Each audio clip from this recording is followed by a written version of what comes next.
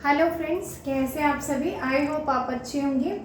आपको जैसा कि मैंने आपको बताया हुआ है कि मैं अभी आपको टीजीटी, पीजीटी और एलटी ग्रेड के लिए बायोलॉजी की सिलेबस को कंप्लीट करा रही हूँ, वो भी एकदम बिल्कुल फ्री। अभी फाइलम प्रोटोजोआ को स्टार्ट किया था मैंने, और फाइलम प्रोटोजोआ में अमीबा, यूग्लिना, ये सारी चीज़ें हो गई थी, एंटमीबा, हिस्टोलिटिका। आज जो हम टॉपिक पढ़ने जा रहे हैं वो है हमारा पैरामीशियम। ठीक है, पैरामीशियम ये भी जैसे अमीबा और यूग्लिना पाए जाते हैं फ्रेश वाटर में, लाइक पॉन्ड एंड लेक, वैसे ही जो पैरामीशियम होता है वो भी हमारा कहाँ पाया जाता है, फ्रेश वाटर में पाया जाता है। ठीक है, और ये किस क्लास में पाया जाता है ये आपको पता है कि इनमें क्या पाई जाती है, टफ्ट ऑफ सीलिया पाई जाती है, यानी सीलिया प्रेजेंट होते हैं। तो ये कौन सी क्लास में आ जाएंगे, सीलिएटा। ठीक है, और habitat found in fresh water, ये भी कहाँ पाए जाते हैं, फ्रेश वाटर में, लाइक पॉन्ड एंड लेक।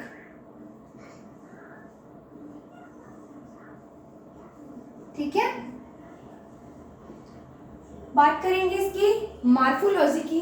तो आप देख रहे हैं इसका स्ट्रक्चर कैसा है, एक स्लीपर के लाइक। ठीक है, तो इसलिए इसको क्या कहते हैं, स्लीपर एनिमल क्यूल। ठीक है, स्लीपर लाइक। इसकी मॉर्फोलॉजी कैसी है, स्लीपर के जैसा ये दिख रहा है। ठीक है, मॉर्फोलॉजी का मतलब इसका आउटर लुक स्लीपर लाइक,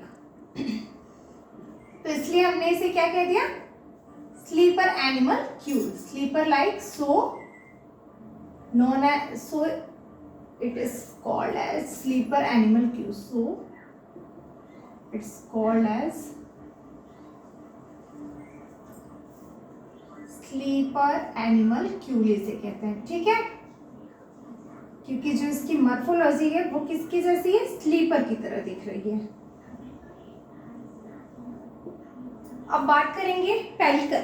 आपको पता है पेलिकल क्या होती है, जैसे यूग्लिना में आउटर कवरिंग क्या होती है, उसका जो बाहर की जो कवरिंग होती है वो किससे बनी होती है, पेलिकल की। और पेलिकल होता क्या है, ये पॉलीसेक्राइड है या प्रोटीन है। तो आप ध्यान में रखे रहिएगा कि पेलिकल क्या होती है, प्रोटीन की आउटर कवरिंग होती है यूग्लिना और आपका पैरामीशियम पे। ठीक है, outer covering, pellicle is outer covering, outer covering, outer covering of protein. ये प्रोटीन की बनी हुई आउटर कवरिंग होती है किस पे, पैरामीशियम पे, और यूग्लिना में भी। और ट्राइकोसिस्ट क्या है, ट्राइकोसिस्ट आप देख रहे हैं यहाँ पे। पहले मैं इसका स्ट्रक्चर आपको समझा देती हूँ। देखिए ये क्या होता है, पैरामीशियम है, ये जस्ट लाइक अ स्लीपर, आपने स्लीपर देखा है, आप पैरों में पहनते तो वैसे ही ये इसका स्ट्रक्चर है। और इसमें देखिए ये जो इसके बाहर में है ये क्या है, टोटल जो मैंने ग्रीन कलर में बनाया है ये सीलिया है, इसके होल बॉडी पे सीलिया पाई जाती है। लेकिन बंच ऑफ सीलिया क्या होता है, इसके पोस्टीरियर एंड पे पाए जाते हैं, जिसे हम टफ्ट ऑफ सीलिया भी कहते हैं। इसीलिए इसको क्लास सीलिएटा में रखा गया है। ठीक है, और सीलिया क्या करती है, हेल्प इन लोकोमोशन, लोकोमोशन में हेल्प करती है। अब देखिए ये क्या है, इसका एक्टोप्लाज्म। ठीक है, एक्टोप्लाज्म। उसके बाद अंदर में ये डॉटेड स्ट्रक्चर आप देख रहे हैं, ये क्या हो गया, एंडोप्लाज्म, जिसे हम क्या कहते हैं, साइटोप्लाज्म। दोनों मिलाकर के क्या बनाएंगे, साइटोप्लाज्म। अब इसके बाद हम बात करते हैं ये क्या हो गया, उसका कॉन्ट्रेक्टाइल वैक्यूल, कॉन्ट्रेक्टाइल वैक्यूल। आपको पता है कॉन्ट्रेक्टाइल वैक्यूल किसमें हेल्प करती है, ऑस्मो रेगुलेशन में हेल्प करती है। ठीक है, उसके बाद ये जो छोटे छोटे ऐसे हैं ये क्या है, इसके फूड वैक्यूल्स हैं, फूड वैक्यूल। ठीक है, अब इसके बाद हम बात करते हैं, ये देखिए ये क्या है, यहाँ पे इसमें दो न्यूक्लियस होती है, एक होता है माइक्रो, ये देखिए ये जो छोटा है ये क्या कहलाया, माइक्रो न्यूक्लियस। यही जो है वो डिवीजन में हेल्प करता है, यानी उसके कंजुगेशन में या सेक्सुअल रिप्रोडक्शन में हेल्प करता है कहें तो हम। और या बाइनरी फिजन जो इसमें होती है, आपको पता है कि इसमें क्या होता है, लॉन्गिट्यूडनल बाइनरी फिजन होता है। ठीक है, सॉरी इसमें ट्रांसवर्स बाइनरी फिजन होता है, और लॉन्गिट्यूडनल किसमें होता है, यूग्लिना में होता है। ठीक है, इसमें यहाँ देखिए ये जो है ये इसका माइक्रो न्यूक्लियस, और ये इसका क्या है, mega nucleus. Mega nucleus reproduction में, या तो हम कहें कि सेक्सुअल रिप्रोडक्शन में पार्टिसिपेट नहीं करता। और ये माइक्रो, जहाँ मेगा न्यूक्लियस होगा उसी में धंसा हुआ, उसकी जो गर्त होती है, यानी आपने देखा ना ये कर्व लाइक स्ट्रक्चर है मेगा न्यूक्लियस का, उसी मेगा न्यूक्लियस के गर्त में धंसा हुआ स्ट्रक्चर क्या होता है, माइक्रो न्यूक्लियस होता है। ठीक है, अब देखिए ये हो गया माइक्रो न्यूक्लियस, ये हो गया उसका मेगा न्यूक्लियस। आप देखिए इसमें 2 कॉन्ट्रेक्टाइल वैक्यूल पाई जाती हैं। ये भी क्या है आपका, सीवी लिख दे रही हूं मैं, इसका मतलब ये कॉन्ट्रेक्टाइल वैक्यूल हुआ। उसके चारों तरफ क्या है, ये रेडियल कैनाल है, क्या है तो हम, या रेडियल वैक्यूल्स हैं ये जो चारों तरफ इसके हैं। ठीक है, ये देखिए ये कॉन्ट्रेक्टाइल वैक्यूल एक ऊपर में भी है, एक पीछे में भी है। तो ये हो गया क्या आपका anterior contractile vacuole, anterior contractile vacuole. और ये कौन सा हो गया आपका, ये पोस्टीरियर, क्योंकि ये पिछले हिस्से में है। ठीक है, तो ये क्या कहला है, पोस्टीरियर कॉन्ट्रेक्टाइल वैक्यूल। तो ये क्वेश्चन हमेशा पूछा जाता है कि कौन सा कॉन्ट्रेक्टाइल वैक्यूल ज्यादा फास्ट वर्क करता है, तो आप ध्यान में रखे रहिएगा, posterior contractile vacuole work faster than anterior contractile vacuole. ठीक है, पोस्टीरियर कॉन्ट्रेक्टाइल वैक्यूल ज्यादा फास्ट काम करती है एंटीरियर कॉन्ट्रेक्टाइल वैक्यूल की तुलना में। अब देखिए फूड वैक्यूल आपने देख लिया, इसमें ये कॉन्ट्रेक्टाइल वैक्यूल 2 हो गई, 2 न्यूक्लियस भी हो गई, एक माइक्रो न्यूक्लियस हो गया, एक मेगा न्यूक्लियस हो गया। उसके बाद बात करते हैं हम जो आउटर कवरिंग है, उसके ऊपर पेरिकल की कवरिंग है। सीलिया पाया गया, उसको एक जगह से दूसरी जगह में मूवमेंट के लिए यानी लोकोमोशन के लिए। उसके बाद जो एक स्पेशल आर्गन इसमें पाया जाता है वो ये है, देखिए ये जो है ओरल ग्रूव है कहे तो हम, या ओरल कैविटी कहते हैं। उसके बाद ये देखिए ये क्या है, इसका सिस्टोसोम है या सेल माउथ, यानी ये पैरामीशियम का माउथ है और ये सिस्टोफेरिंग्स है। आप ये देखिए ये माउथ के लाइक स्ट्रक्चर है और ये क्या है, एक ट्यूब लाइक स्ट्रक्चर है जिसको हम सिस्टोफेरिंग्स कहते हैं। इसका काम एज ए एनस की तरह होता है। ठीक है, माउथ लिखा तो है मैंने सिस्टोसोम या सेल माउथ, लेकिन इसका काम क्या होता है, सेल एनस होता की तरह काम होता है। ठीक है, यानी ये जितने वेस्ट मटेरियल होते हैं उसको बाहर निकालने का काम करता है। और कॉन्ट्रेक्टाइल वैक्यूल का मतलब आपको पता है, इसका काम क्या होता है, ऑस्मो रेगुलेशन का होता है। ठीक है, अब बात करते हैं हर एक टॉपिक पे। मैंने कहा कि ये सीलिएटा फाइलम में रखे गए क्योंकि इनमें लोकोमोशन के लिए सीलिया पाया गया। मैं बार बार कहती हूँ कि फाइलम प्रोटोजोआ का जो डिवीजन था वो किसके बेसिस पे किया गया, लोकोमोटरी आर्गन के आधार पे। जैसे अमीबा में स्यूडोपोडिया पाया गया लोकोमोशन के लिए। ठीक है, यूग्लिना में आपके क्या पाया गया था लोकोमोशन के लिए, फ्लैजिला पाया गया। सेम वैसे ही पैरामीशियम में सीलिया पाया गया लोकोमोशन के लिए। ठीक, तो इसलिए इनको क्लास सीलिएटा में रख दिया गया। ये भी फ्रेश वाटर एनिमल है, पॉन्ड और लेक में पाए जाते हैं। इनकी मार्फोलॉजी कैसी है, ये स्लीपर लाइक दिखते हैं, इसीलिए इनको हम क्या कहते हैं, स्लीपर एनिमलक्यूल कहते हैं। इनकी आउटर कवरिंग क्या होती है, पेलिकल की बनी होती है, जो कि क्या है, एक प्रोटीन है। और ट्राइकोसिस्ट क्या है, organ of defence and offence, organ of offence and defence, offence and defence का काम करता है।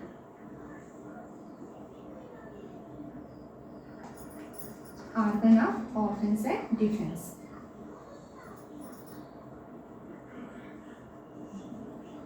अब देखिए यहाँ है आपका ट्राइकोसिस्ट। ये क्या है, ये एक आर्गन है जो कहाँ पाया जाता है, एक्टोप्लाज्म में पाया जाता है। ठीक है, एक्टोप्लाज्म में ये एक टाइप का आर्गन है जिसका काम क्या होता है, ऑफेंस और डिफेंस का। यानी जब कोई छोटा ऑर्गेनिज्म या छोटी फूड मटेरियल इसके आसपास आए तो वो क्या करे, उसको कैप्चर करके खाने का काम करे, और या कोई किसी चीज से इसको खतरा महसूस हो तो उससे अपने आप को सुरक्षित रख सके। यानी ये ऑफेंस एंड डिफेंस आर्गन का काम कौन करता है, ट्राइकोसिस्ट। और एक साइटोसोम, ये चीजें ध्यान में रखे रहिएगा। ठीक है, अब हम बात करते हैं ओरल कैविटी की ही बात कर लेते हैं। ओरल कैविटी इसमें क्या होती है, ये इसकी morphology.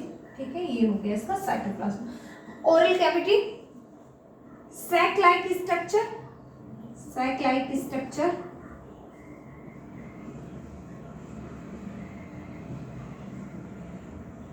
Sac like structure known as cytosome. ठीक है, इसमें सैक लाइक स्ट्रक्चर है जिसे हमने क्या कहा, साइटोसोम कहा। और tube like structure, oral cavity में यही 2 स्ट्रक्चर है। ठीक है, एक tube like structure known as उसको हमने क्या कहा, साइटोफेरिंग्स, साइटोफेरिंग्स। ठीक है, तो ये हुई बात इसकी। फुट वैक्यूल थोड़ा सा और इधर लिखते हैं ताकि एक में मिक्स ना हो। ठीक है, सॉरी, साइटोफेरिंग्स और ये आपका फुट वैक्यूल्स। ठीक है, अब बात करेंगे हम साइटोप्लाज्म की। जैसा कि मैंने आपको साइटोप्लाज्म में बताया, एक होता है एक्टोप्लाज्म और दूसरा होता है एंडोप्लाज्म। आपको पता है एक्टोप्लाज्म का मतलब बाहर में जो पाया जाए और एंडोप्लाज्म का मतलब जो उसके अंदर में पाया जाए। ठीक है, एक्टोप्लाज्म और दूसरा हो गया आपका एंडोप्लाज्म।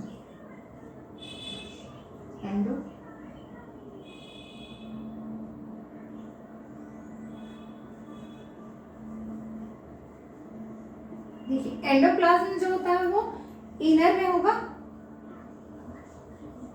और ये क्या होगा, डेंस यानी गाढ़ा होता है और ग्रैनुलर होता है, डेंस एंड ग्रैनुलर यानी ग्रैन्यूल लाइक स्ट्रक्चर होता है, ग्रैनुलर। ठीक है, और जबकि एक्टोप्लाज्म क्या होता है, थिन, ट्रांसपेरेंट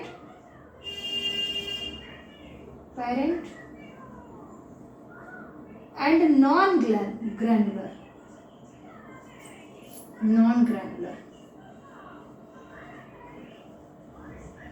ठीक है, ये हुई बात आपकी साइटोप्लाज्म की। उसके बाद देखिए, in ectoplasm infraciliary system having ciliary origin and trichocyst. Ectoplasm में क्या होता है, ये जो अंदर में इसके जो साइटोप्लाज्म है जो दो भागों में डिवाइड है, एक्टोप्लाज्म और एंडोप्लाज्म। ठीक, तो एक्टोप्लाज्म में आप देखिए कि क्या है, एक्टोप्लाज्म हमारा थिन है, ट्रांसपेरेंट है और ग्रैनुलर है, सॉरी नॉन ग्रैनुलर है। जबकि एंडोप्लाज्म क्या है, हमारा इनर वाला हिस्सा है और डेंस यानी गाढ़ा है और ये क्या है, ग्रैनुलर स्ट्रक्चर है। और इसी में क्या पाई जा रही है, एक्टोप्लाज्म जो बाहरी हिस्सा है उसी में क्या पाई जा रही है, इंफ्रासिलियरी सिस्टम पाई जा रही है, जो क्या जिसकी क्या है, सिलियरी ओरिजिन है। और ये किस में हेल्प करता है, लोकोमोशन में सिलियरी सिस्टम है। तो और इसी में एक्टोप्लाज्म में ही ध्यान रखे रहिएगा, एक्टोप्लाज्म में ही क्या पाया जाता है, ट्राइकोसिस्ट, जिसका काम क्या है, ऑफेंस एंड डिफेंस का। अब हम बात करेंगे एंडोप्लाज्म। अब एंडोप्लाज्म में क्या क्या पाया जाता है, तो एंडोप्लाज्म में आप देख लीजिए क्या है, कॉन्ट्रेक्टाइल वैक्यूल है, 2 contractile vacuole, food vacuole and nucleus. ठीक है, तो अब हम बात करेंगे एंडोप्लाज्म में कौन कौन से पार्ट पाए जाते हैं इसके, या कौन कौन से हिस्से हैं। ठीक है,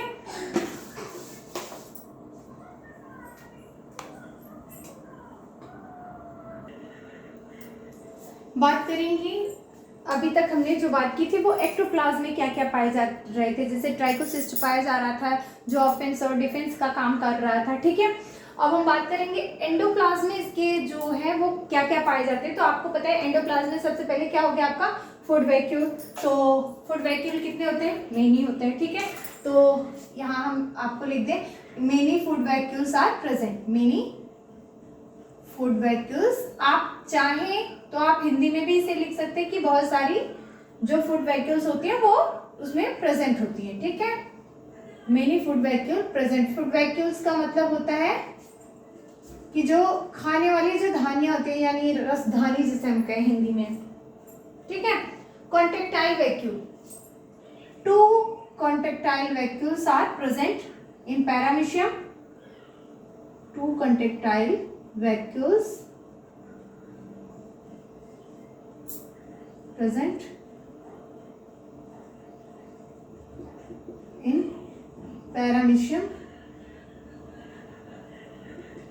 अब देखिए, आप देख रहे हैं एक यहाँ है और एक यहाँ है, और इसके चारों तरफ जो ये ग्रीन ग्रीन मैंने बनाया हुआ है ना, इसको हम रेडियल कैनाल कहते हैं। ठीक है, ये चारों तरफ से रेडियल कैनाल से घिरे हुए रहते हैं।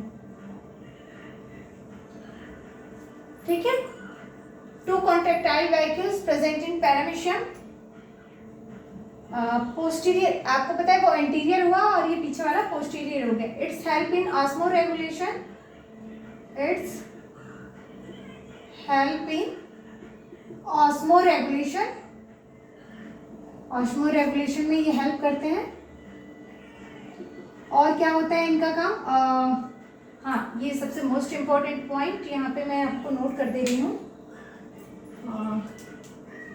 जो पीछे वाला कॉन्ट्रैक्टाइल वैक्यूल होता है वो क्या करता है? फास्ट वर्क करता है एंटीरियर के कंपेयर में, ठीक है।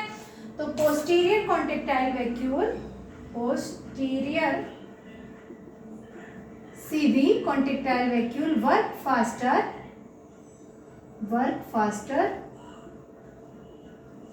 देन एंटीरियर कॉन्ट्रैक्टाइल वैक्यूल, ठीक है। पीछे वाला ज्यादा तेज काम करता है आगे वाले के कंपेयर में। न्यूक्लियस, ये भी आपको पता है, 2 न्यूक्लियस, ठीक है। 2 न्यूक्लियस प्रेजेंट इन पैरामीशियम, ये पूरी लाइन लिखने की कोई जरूरत नहीं है। 2 न्यूक्लियस, एक देखिए, एक होता है आपका माइक्रो न्यूक्लियस और दूसरा होता है आपका मेगा। आप देख रहे हैं फिगर में, ये हो गया आपका माइक्रो न्यूक्लियस और ये हो गया आपका मेगा न्यूक्लियस।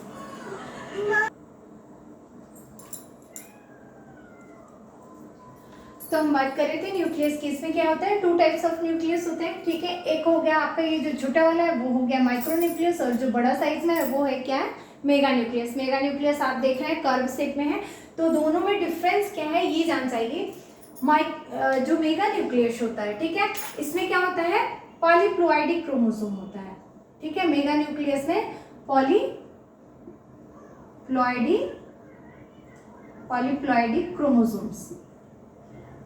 पॉलीप्लॉइडिक क्रोमोसोम्स प्रेजेंट होते हैं और ये क्या करते हैं?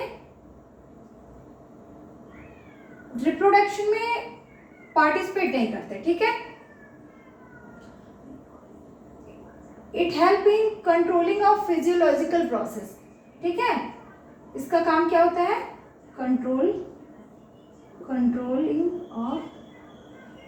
Of physiological process. ये क्या काम करता है? फिजियोलॉजिकल प्रोसेस को कंट्रोल करता है। Control physiological process.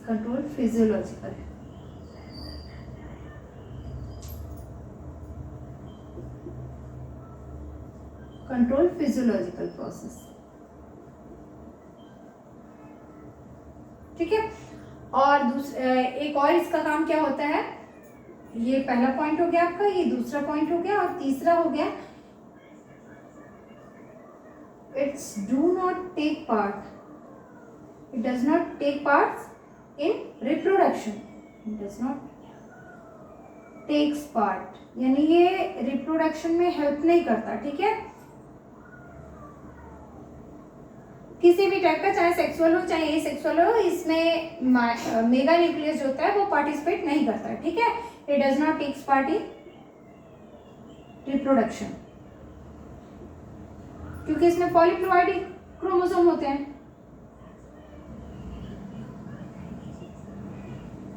अब देखिए, सेम इधर आ जाइए माइक्रोन्यूक्लियस में। इनमें क्या होते हैं? Normal diploid chromosome. Normal diploid का मतलब 2n, ठीक है। नॉर्मल डिप्लॉयड क्रोमोसोम, ठीक है। पहला पॉइंट हो गया। दूसरा हो गया क्या? Take part in reproduction.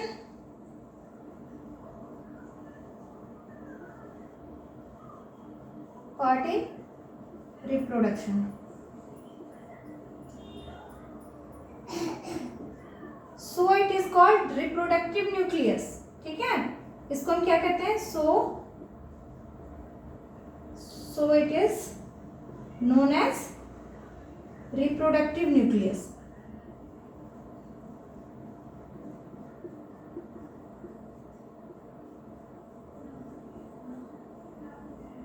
ठीक है।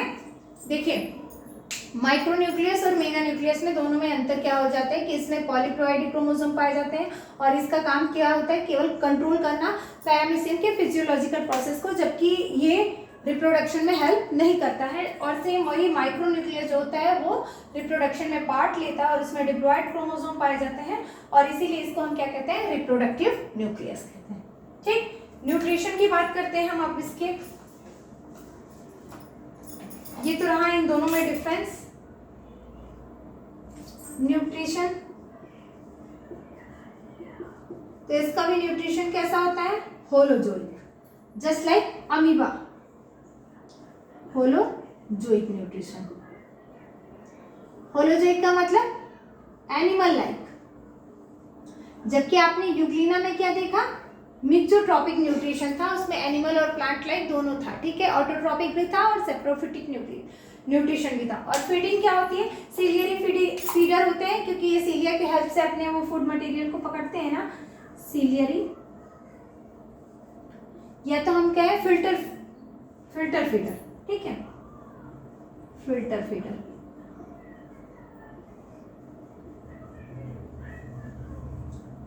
अगला है डाइजेशन। तो डाइजेशन आपको पता है कि ये फूड मटेरियल को यही साइटोसोम्स के द्वारा या सेल माउथ के थ्रू लेते हैं और साइटोफेरिंक्स से अंदर करते हैं। इसमें एक साइटोपाइजी पाया जाता है, ये वाला ऑर्गन, इसको साइटोपाइजी कहते हैं हम, जिसे हम इसका एनस कहते हैं। ठीक है, सेल एनस। डाइजेशन क्या होता है,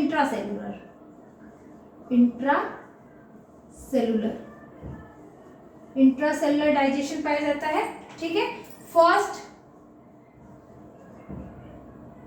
जो होता है वो इनमें एल्केलाइन होता है, उसके बाद क्या होता है, एसिडिक होता है। First alkaline then acidic digestion. आपको पता है इसमें पैरामीशियम में भी अलग अलग एंजाइम पाए जाते हैं जो कि क्या करते हैं, कार्बोहाइड्रेट का डाइजेशन करते हैं, लिपिड का डाइजेशन करते हैं और प्रोटीन का डाइजेशन करते हैं। ठीक है, अब अगला जो हम इसके बाद डाइजेशन के बाद इनके लोकोमोशन की बात करते हैं। लोकोमोशन में आपको पता है सीलिया हेल्प करती है और पहले हम डाइजेशन के बाद इजेशन की बात कर ले। ठीक है,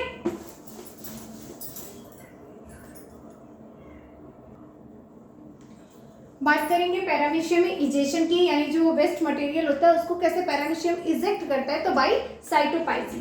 ठीक है, जिसे हम सेल एनस भी कहते हैं, बाई साइटोपाइजी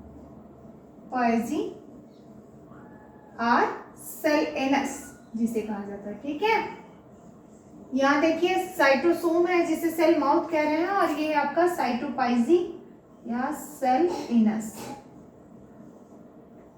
ठीक है, रेस्पिरेशन एंड एक्सक्रीशन कैसे होता है इनमें, just like amoeba and euglena, general body surface से, जनरल बॉडी सरफेस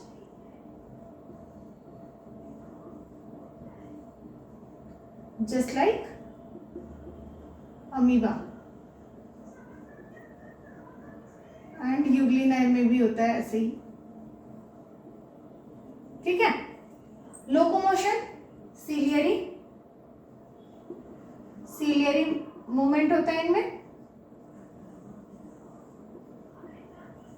इसीलिए तो इन्हें सीलिएटा में रखा गया है। ठीक है, तो देखिए 2 टाइप का इनमें सीलियरी मूवमेंट पाया जाता है। एक होता है सिंक्रोनस। ठीक है, सिंक्रोनस बीटिंग जिसे हम कहते हैं रिदमिक बीट ऑफ सीलिया। इसमें क्या होता है, एक एक सीलिया मूवमेंट करता है। ठीक, जैसे कहने का मतलब आप ये देखिए, जैसे सपोज दैट ये सरफेस है। ठीक है, तो इस पे ये जो सीलिया है, जो टफ्ट ऑफ सीलिया है, वो ऐसे एक एक मूवमेंट होगा। एक सीलिया ऐसे चला, ठीक है, फिर उसके बाद सीलिया, फिर दूसरा सीलिया, उसके बाद तीसरा सीलिया, चौथा। ठीक है, ऐसे ऐसे सीलिया धीरे धीरे, मतलब कहने का मतलब एक एक करके आगे बढ़ते हैं।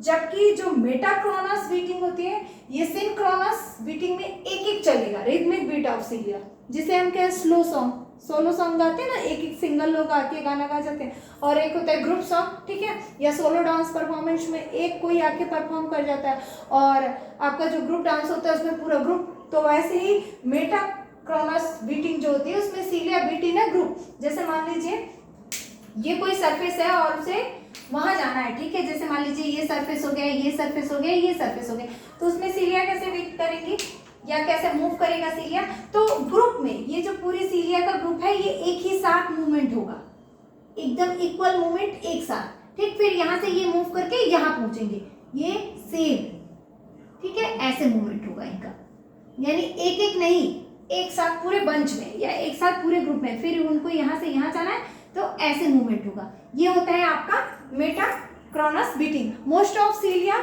फाउंड इन मेटाक्रोनस बीटिंग, ठीक है। ज्यादातर जो पैरामीशियम होते हैं उनमें मेटाक्रोनस बीटिंग पाई जाती है। ये ज्यादा इंपॉर्टेंट नहीं है, बस आप ध्यान में रखे रहिएगा कि लोकोमोशन इनमें सिलिया से होता है और सिलियरी मूवमेंट पाया जाता है, ठीक है। अब हम बात करेंगे इसकी रिप्रोडक्शन की। तो रिप्रोडक्शन कैसे होता है, एक होता है एसेक्सुअल रिप्रोडक्शन, दूसरा होता है सेक्सुअल रिप्रोडक्शन। एसेक्सुअल में इनमें क्या होता है, आपको पता है जो फाइलम प्रोटोजोआ है उनमें ज्यादातर बाइनरी फिजन पाया जाता है। जैसे आपने अमीबा में पढ़ा, ठीक है, अमीबा में क्या था, अमीबा में बाइनरी फिजन था। उसके बाद यूग्लिना को पढ़ा, यूग्लिना में क्या था, यूग्लिना में भी फिजन था, तो उसमें क्या था, लॉन्गिट्यूडनल बाइनरी फिजन था। और पैरामीशियम में क्या है, ट्रांसवर्स बाइनरी फिजन है। ट्रांसवर्स का मतलब ऐसे, ठीक है। तो आइए अब हम इसके रिप्रोडक्शन की बात करते हैं। आप इसका स्क्रीनशॉट लेना चाहें तो ले सकते हैं। बात करेंगे रिप्रोडक्शन की, और उसके बाद से जो सेक्सुअल रिप्रोडक्शन में है उसमें सबसे ज्यादा इंपॉर्टेंट जो है वो कंजुगेशन, ठीक है। पैरामीशियम में पूछा जाता है कि कंजुगेशन सिस्टम के बारे में एक दो क्वेश्चन जरूर आते हैं। जैसे आफ्टर कंजुगेशन कितने पैरामीशियम बनते हैं, ठीक है। आफ्टर कंजुगेशन अप्रोक्सीमेटली 8 पैरामीशियम बनते हैं, ठीक है।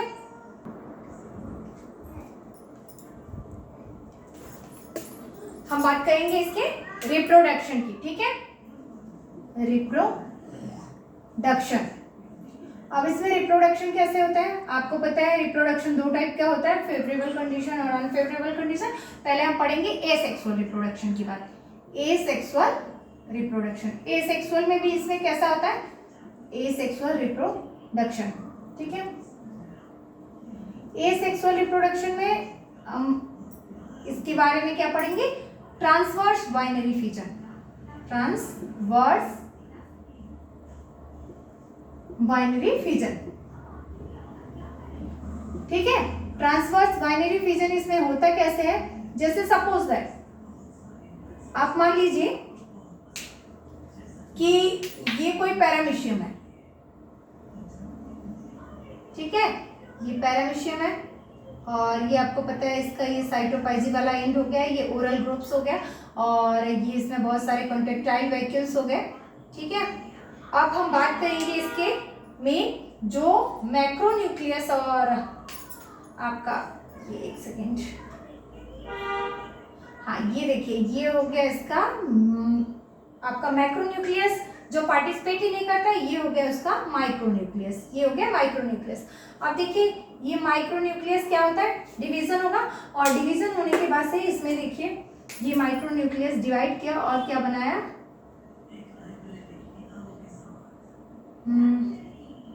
एक सेकेंड पहले इसको यहाँ कर देते हैं।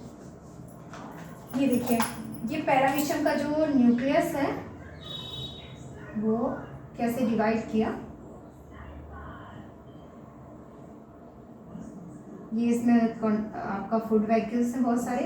अब ये देखिए ये जो है ये ऐसे ऐसे दो न्यूक्लियस में टूट गया, ठीक है, और ये एज इट इज आपका ये वाला हिस्सा बना रहा। यानी कहने का मतलब मेरा कि जो आपका ये मैक्रोन्यूक्लियस है उसमें कोई चेंजेस नहीं हुई, जबकि माइक्रोन्यूक्लियस क्या हुआ, दो हिस्से में टूट गया। अब उसके बाद से क्या होता है, ये जैसे ही दो हिस्से में टूटेंगे तो यहीं से इनका ट्रांसवर्स बाइनरी फिजन हो जाता है। कहने का मतलब ये देखिए ये इनका दो माइक्रोन्यूक्लियस और ये इनका बड़ा वाला मेगा न्यूक्लियस,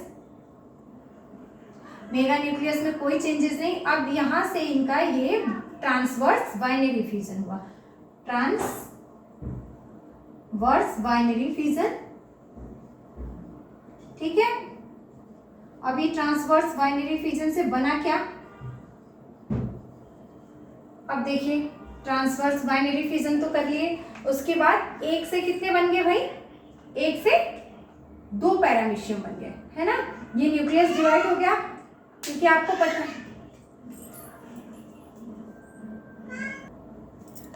देखिए यहाँ जो न्यूक्लियस है, यहाँ से एक से क्या हो गए, 2 पैरामीशियम आपके बन गए।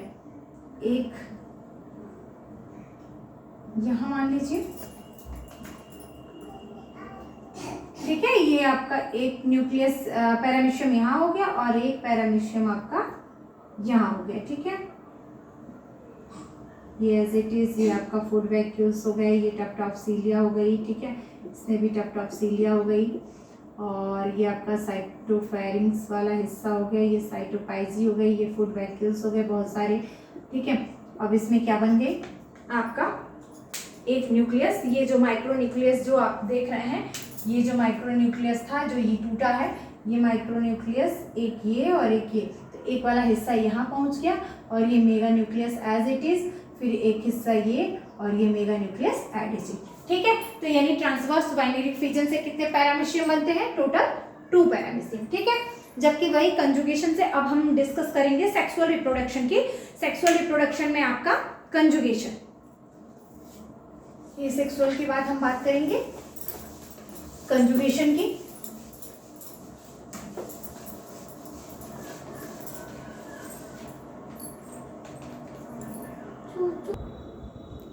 बात करेंगे हम सेक्सुअल रिप्रोडक्शन की, और सेक्सुअल रिप्रोडक्शन कैसे होता है पैरामीशियम में, कंजुगेशन प्रोसेस के द्वारा होता है। उसमें भी देखिए जैसे ये दो, इसमें क्या होता है, उसमें एक ही पैरामीशियम के अंतर्गत ट्रांसवर्स बाइनरी फिजन में क्या होता है, एक ही पैरामीशियम के जो न्यूक्लियस थे वो माइक्रो न्यूक्लियस 2 हिस्से में डिवाइड हो जा रही थी, जबकि इसमें क्या होता है, एक ही एनिमल के 2 अलग अलग स्पीसीज ली जाती है और उनमें कंजुगेशन की प्रोसेस कराई जाती है। और जैसे ही ये डिवाइड होता है, जैसे मान लीजिए ये उनका माइक्रो न्यूक्लियस है, ये दोनों क्या होंगे, डिवाइड होंगे, तो डिवाइड करके ये 4 बना है, ठीक है, एक में 4 बनेगा, एक में 2 बना और दूसरे वाले में भी 2 बनेगा, ठीक। ये आपका पैरामीशियम हो गया, समझ लीजिए, ओहो, ये आपका पैरामीशियम हो गया, इसमें 2 बना, ये एक मेगा हो गया, ये भी एक मेगा है, ये भी एक मेगा न्यूक्लियस है, 2 बना, और फिर इसके वाले में भी 2 बनेगा, ठीक है, जो दूसरा वाला है उसके में भी 2 न्यूक्लियस बन गया ना। फिर अब ये दोनों डिवाइड करेंगे तो एक में 4 बनेगा, 1 2 3 4, और दूसरे वाले में भी क्या बनेगा, 4 बनेगा, ठीक है, ये 4 न्यूक्लियस बना। 4 में से क्या होते हैं, 3D जनरेट हो जाते हैं, एक ही रहता है, फिर वो कंजुगेशन करके एक से क्या बनते हैं, फिर ये डिवाइड होंगे, यानी इसमें कई बार डिवीजन होता है कंजुगेशन में, और इसमें 4 डॉटर न्यूक्लियस बनते हैं, 4 daughter paramecium, 4 daughter paramecium form in ex conjugation, form in exo conjugation, जिसे हम कहते हैं एक्सो कंजुगेशन, यानी प्री कंजुगेशन, ठीक है। और जब कंजुगेशन होता है तब कितने होते हैं, 8। ये सबसे इंपॉर्टेंट लाइन है ध्यान रखने वाली, ठीक है। 4 daughter paramecium form in exo conjugation और 8 daughter paramecium form in conjugation, ठीक है। कई बार इनमें डिवीजन होता है, ये 2 अलग अलग, एक ही जैसे पैरामीशियम की ही 2 अलग अलग स्पीसीज को ले लिया गया और इसमें कंजुगेशन कराया जाता है, तो 1 से 2 न्यूक्लियस, 2 से 4, 4 से 8 ऐसे होते हैं, और फिर ये जो 4 होंगे ना, 4 में से ये जो 3 होते हैं, ये 3D जनरेट कर जाते हैं दोनों के, फिर ये डिवीजन होता है, ठीक है। कहने का मतलब ये कई बार डिवीजन होता है, ये डिवीजन की प्रोसेस आपसे नहीं पूछी जाती। सबसे इंपॉर्टेंट लाइन यही है कि 4 डॉटर पैरामीशियम बनते हैं एक्स कंजुगेशन के बाद, और 8 डॉटर पैरामीशियम बनते हैं कंजुगेशन के बाद, ठीक है। और ये सेक्सुअल रिप्रोडक्शन कैसे पाया जाता है, उनमें ट्रांसवर्स बाइनरी फिजन से पाया जाता है, ठीक। तो ये था पैरामीशियम और पैरामीशियम की पूरी लाइफ साइकिल। आई होप आपको वीडियो अच्छी लगी होगी।